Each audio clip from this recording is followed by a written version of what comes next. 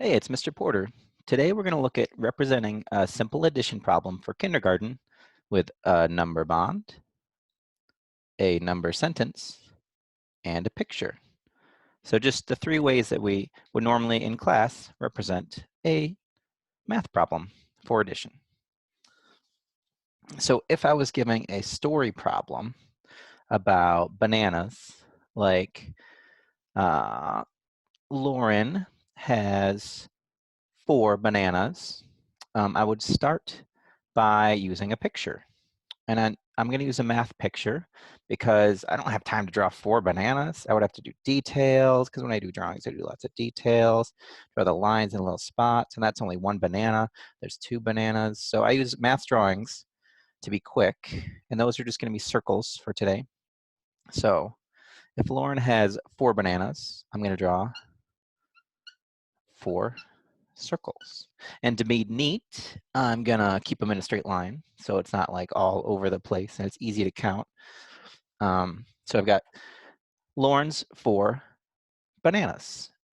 If her friend Jimmy says, "Hey Lauren, I have some more bananas for you," and he says, "Would you like to have these 3 bananas?" I would use more math pictures, but I'll make them a little different. I'm gonna color them in so they look different. And now I've got the evidence to start my number sentence. So Lauren had 4 bananas and Jimmy gave her 3 more bananas. And if you want to go above and beyond too, you can do L for Lauren and J for Jimmy. So now that I've got my picture done, this is all it is. This is how I represent a math addition problem in kindergarten as a picture. Time for the number sentence. This is the one we all remember, and this is the one that's most popular when I'm representing math. It's a representation of the part and the part and showing how we make the total. So I'm going to count my first part here, and I always touch as I count just to double check. 1, 2, 3, 4. So I'll write my 4, and then 1, 2, 3, and I'll write my 3. And if you guys want to do this along with me, you can. You can use a whiteboard or a pencil and paper or crayons or like a sketching app on a tablet. But when I put together, there's always a symbol I use, and in class we use our fingers. And I don't know if, I'll do it this way. And we show that 2 fingers coming together makes a plus sign. So plus means put together. And that's just how initially it's good to remember. Plus means putting together, whereas minus means taking apart. So that's one side of my number sentence, the parts. 4 plus 3 equals. And some people are going to be good at doing this in their head. Some people might use fingers to help out too, but we're just showing today one way to represent it as a picture, a number sentence, and a number bond. So even if you know the total, I always like to do a total box. So you know which side is the total. It's like our mystery number, what's it going to be?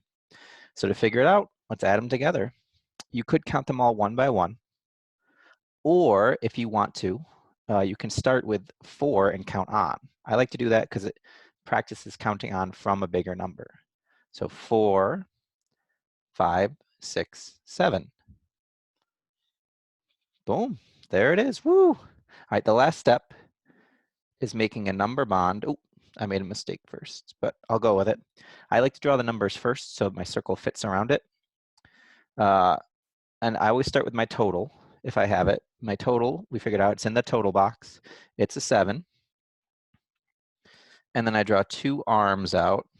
So I like to think of the number bond as like a person, and they're each holding a part. And then they bring it up to their head. When they bring it together, that's the total. Part, total. Except they don't have legs. It's just a floating head with arms. So I've got my total. I've got my 2 arms. And like I said before, I made a mistake. I don't like to do the circle first. I like to write the number first. So I'm going to write my 2 parts from this side. And they can be on either side. I like to keep them on the same side though, just so it looks neat. So I've got 4 and 3.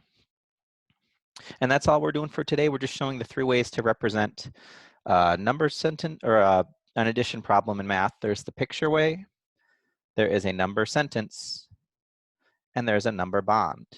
We're going to talk about some more things that go along with this, like different ways number bond can be facing, or different ways to represent the total. You can start at the beginning with the total too, or different ways to do math pictures too. But this is just a good start and what it should look like if I'm showing the 3 ways to represent an addition sentence in kindergarten. All right, thanks so much for checking in, guys. Have a good afternoon.